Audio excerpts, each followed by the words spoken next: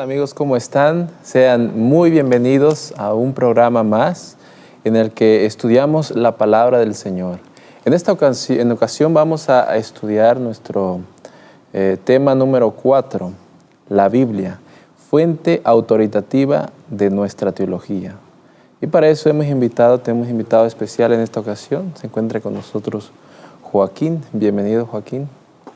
Muchas gracias, hermano Miguel, muy amable por la invitación y también una especial bienvenida y saludos a todos aquellos que nos observan en casa y están con nosotros estudiando hoy la palabra de Dios. Amén. Seguramente que este estudio va a ser de gran bendición para muchos. Bueno, ¿qué te parece si antes de estudiar, abrir, analizar esto, nos diriges en oración con nuestros televidentes? Claro que sí, hermano Miguel, con mucho gusto. Oremos. Bendito Padre, bendito, misericordioso, que moras en las alturas de los cielos. Señor, gracias te damos porque hoy podemos estudiar tu palabra, porque podemos aprender aún de ella y pedimos, Señor, que tu Santo Espíritu nos guíe hoy durante este estudio, que podamos comprender claramente tus verdades, Señor, que queden en nuestras mentes y corazones y podamos ponerlas en práctica, Señor. Nos ponemos en tus manos porque te lo pedimos, en el nombre de Cristo Jesús. Amén. Amén. En el cristianismo, en el mundo cristiano, existe un sinnúmero de religiones cristianas que profesan tener la verdad. Sin embargo, todas profesan tener la verdad y basarlas en la Biblia, en la Escritura.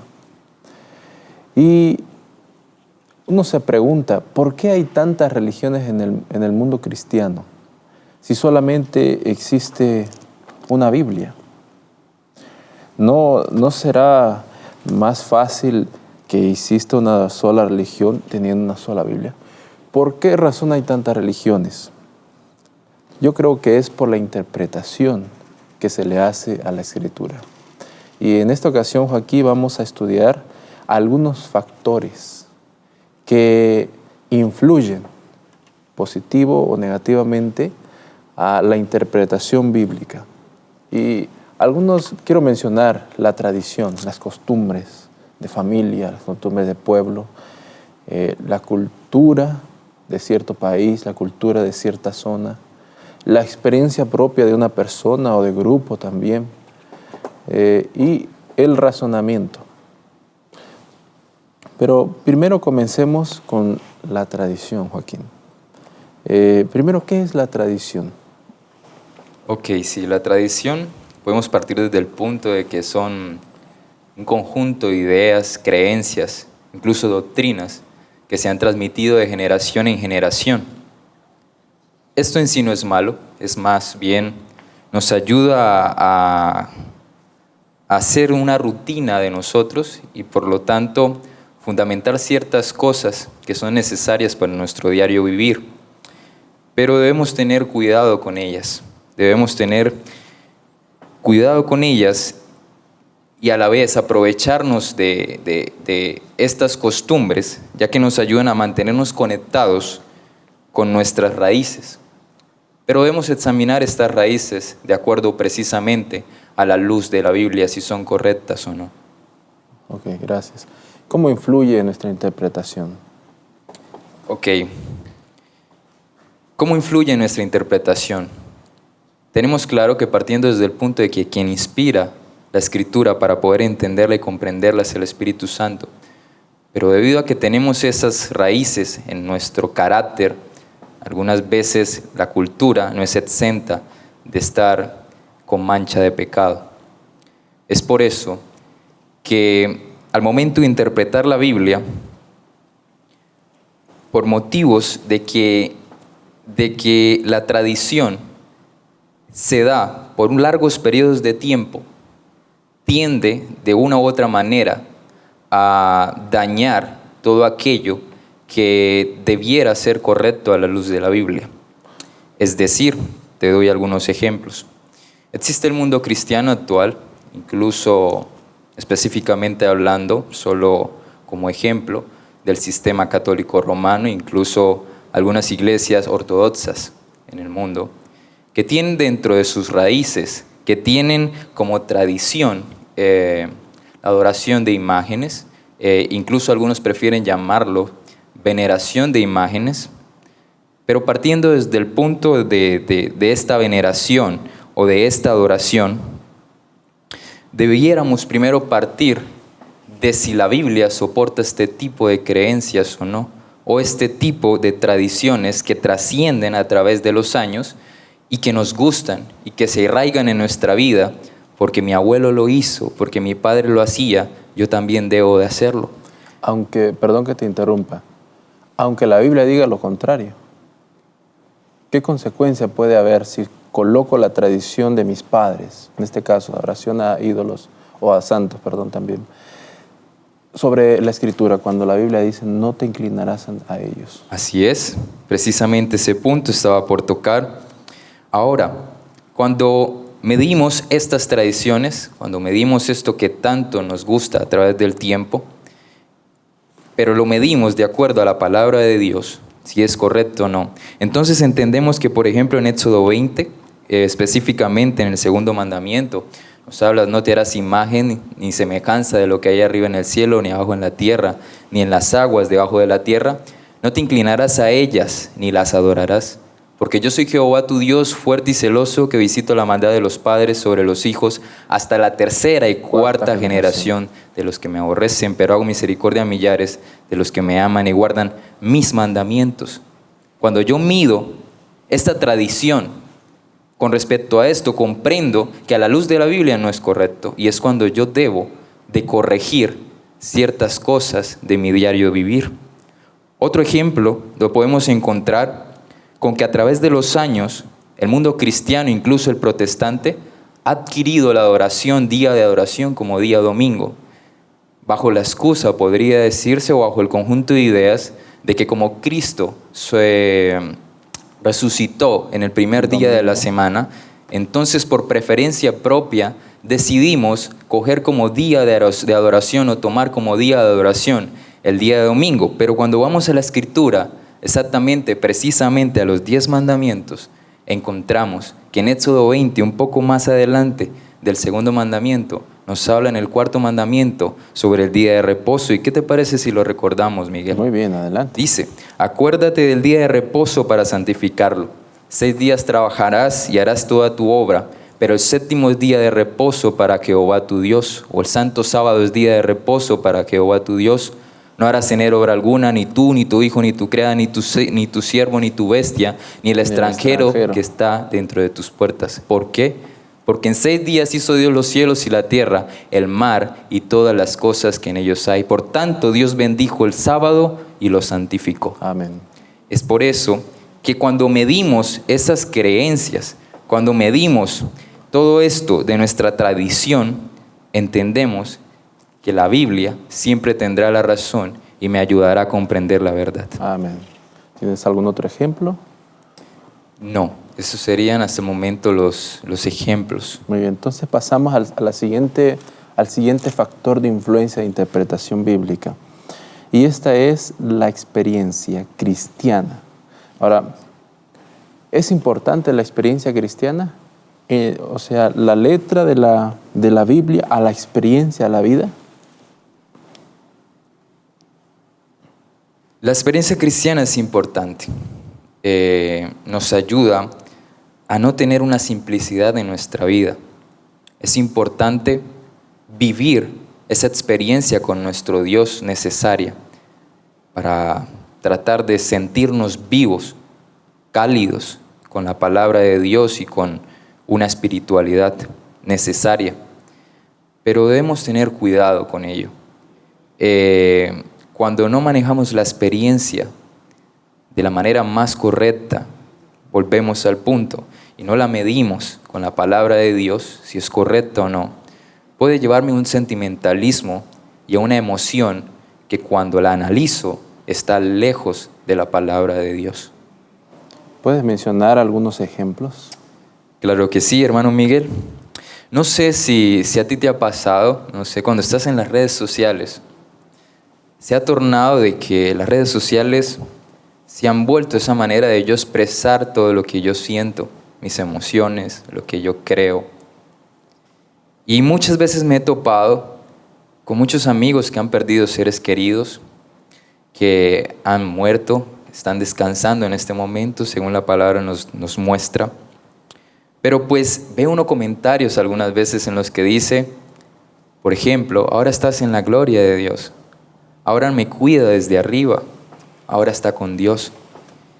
A mí me entristece porque a pesar de que ellos lo hacen de una manera segura, sencilla, de acuerdo a la luz que han recibido, y tú ya has leído la palabra de Dios, comprendes que cuando una persona muere, descansa, duerme hasta la resurrección por parte de nuestro Señor Jesucristo y por consiguiente el juicio. Como nos dice Eclesiastés 9, dice, versículo 5, capítulo 9, versículo 5, dice, porque los que viven saben que han de morir, pero los muertos nada saben ni tienen más paga, porque su memoria es puesta en el olvido. Versículo 6, también su amor y su odio y su envidia fallecieron ya, y nunca más tendrán parte en todo lo que se hace debajo del sol. Por más que nosotros queramos que esa persona que está descansando, que duerme, esté pasando una mejor vida, por más de que tú lo quieras, de que experimentes esa sensación, de que tú creas que puedes sentir aún el alma de ese ser, no es correcto a la luz de la Biblia. Y Primera de Tesalonicenses capítulo 4 versículo 16 también nos recuerdan acerca de ello. Dice, porque el Señor mismo, con voz de mando, con voz de arcángel y con trompeta de Dios, descenderá del cielo, y los muertos en Cristo resucitarán primero. Por más de que deseemos, nuevamente reitero, debo medir todo con la palabra de Dios. Incluso, Joaquín, esto puede ir un poco más allá. Hay personas que creen que han podido entablar una conversación con su difunto. Es aún mucho más peligroso también. Es correcto. El Espíritu Santo nos quiere guiar a través de la palabra para hacer cambios en nosotros. Cuando eso que estás sintiendo, cuando eso que estás experimentando, como que lo que me acabas de indicar, no está de acuerdo a la palabra de Dios, de acuerdo como acabamos de leer, debemos de tener cuidado porque sabemos que el Espíritu Santo no contradice la palabra de Dios, antes más nos lleva a ella para hacer cambios en nuestra vida que ha sido corrompida por el pecado. Pero por motivos de egoísmo, por motivos de que algunas veces vano sentimentalismo o emoción, no la aceptamos algunas veces o incluso no queremos escuchar la verdadera experiencia que Dios quiere que vivamos. Es una experiencia que se fundamente en la palabra de Dios. Esa es la experiencia de un cristiano, de que cuando tú vas a la Biblia y te comparas con Cristo Jesús, que es con el único que debiéramos comparar, entenderíamos los cambios genuinos que debemos de realizar y por ende tendremos una experiencia genuina con Él, yendo a sus pies para que Él haga los respectivos cambios a través de su Santo Espíritu. Amén.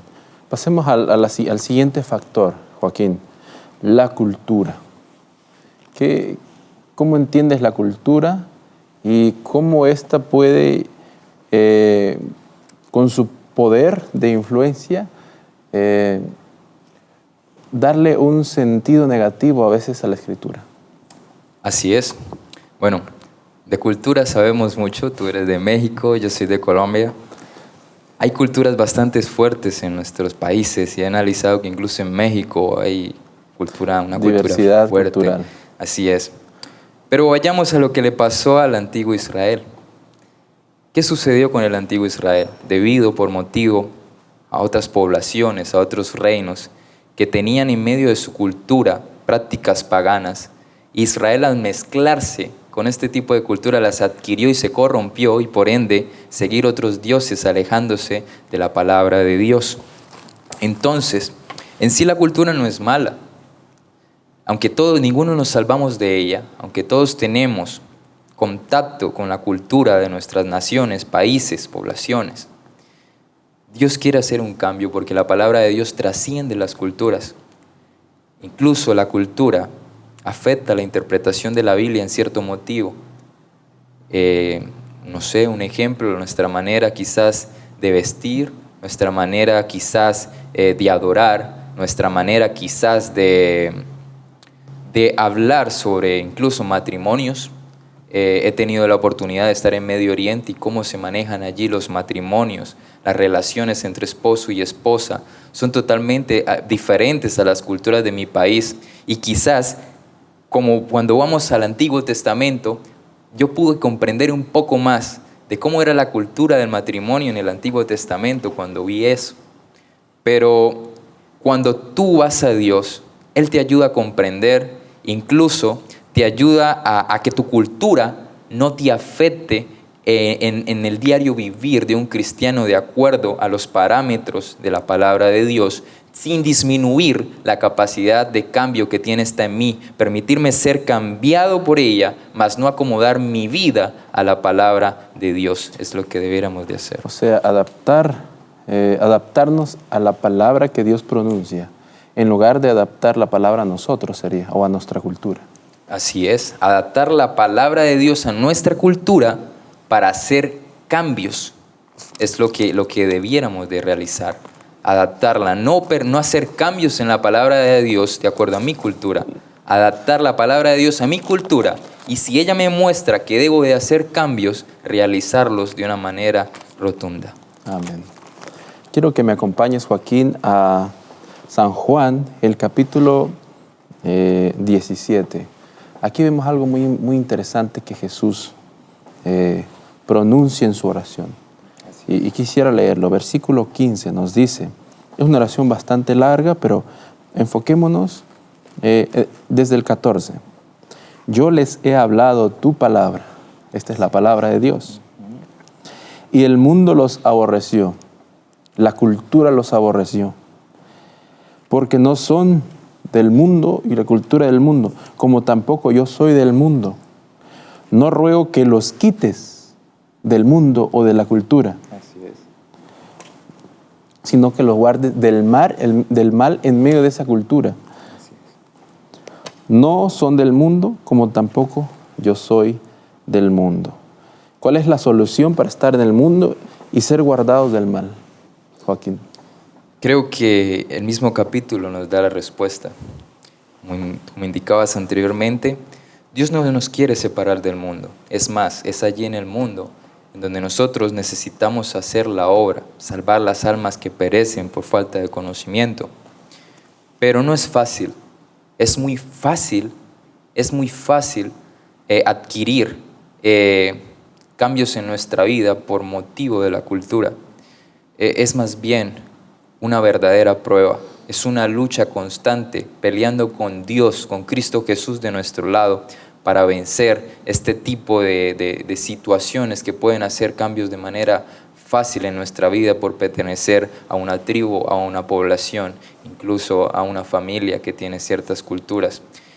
Solo Dios puede darte la fuerza, la capacidad. Y como dice el versículo 17, santifícalos en tu verdad. Tu palabra es ¿qué? Verdad. Y la verdad nos hará libres, así es, estando aún en la cultura. Así es. Amén. Dios no quiere separarnos, Dios quiere que luchemos allí. Él entiende que no es fácil, pero Él dice que podrá santificarlos con su verdad, santificarnos con su verdad, con su palabra. Amén, que así sea.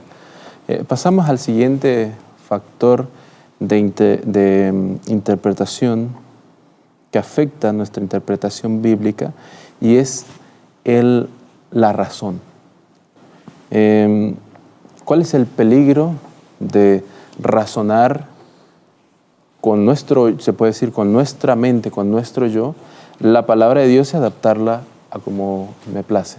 Así es, pero antes de eso, hermano Miguel, acabo de recordar, hay un consejo hermoso por parte de la Pluma Inspirada que creo que nos ayudaría a fundamentar y entender un poco mejor la temática de la cultura. ¿Qué te parece si lo leemos antes de continuar? Dice, adelante. La Pluma Inspirada, Elena de White, dice, los seguidores de Cristo han de estar separados del mundo en sus principios e intereses, pero no deben aislarse del mundo. El Salvador trataba constantemente con los hombres, no para alentarlos en cosa alguna que no estuviese de acuerdo con la voluntad de Dios, sino para elevarlos y ennoblecerlos. De esta manera podríamos entender un poco mejor de los requerimientos de Cristo en cuanto a un lugar específico al mundo, que es donde debemos trabajar con su obra. Amén. Así es. Bueno, y entonces, sobre el racionalismo. La pregunta era, ¿cuál es el peligro del racionalismo? Y para con esto, ¿cierto? ¿Cuáles son los peligros del racionalismo? Bueno, partiendo desde el punto de que el ser humano, específicamente el mundo occidental, ha adquirido cierta manera de pensar en la que indican que la razón, el racionalismo, trasciende la verdad o trasciende todo aquello que de una manera intelectual yo no pueda explicar. Es decir, hemos llegado a un punto en el que incluso el racionalismo o la razón no ha afectado la palabra de Dios, ha afectado la creencia del cristiano, en el sentido de que incluso han eliminado la idea de que aquello que no sea razonable, aquello que no sea intelectual, como por ejemplo la venida virginal de nuestro Señor Jesucristo, como por ejemplo todos los milagros que Él realizó, para ellos no es racional, para ellos simplemente esto no pudo ser de una manera intelectual. Hay que quitarlo de la Biblia. Exactamente, entonces incluso ellos lo erradican porque para ellos esto no es racional, pero olvidamos que la Biblia trasciende todo aquel intelecto minimizado del ser humano y que se ha afectado tanto por el pecado desde el principio. En cuanto a la razón, quisiera indicarte, mi hermano, de que, como nos muestra en Efesios capítulo 4, versículo 18, dice, tendiendo el entendimiento entenebrecido, ajenos de la vida de Dios por la ignorancia que en ellos hay, por la dureza de su corazón.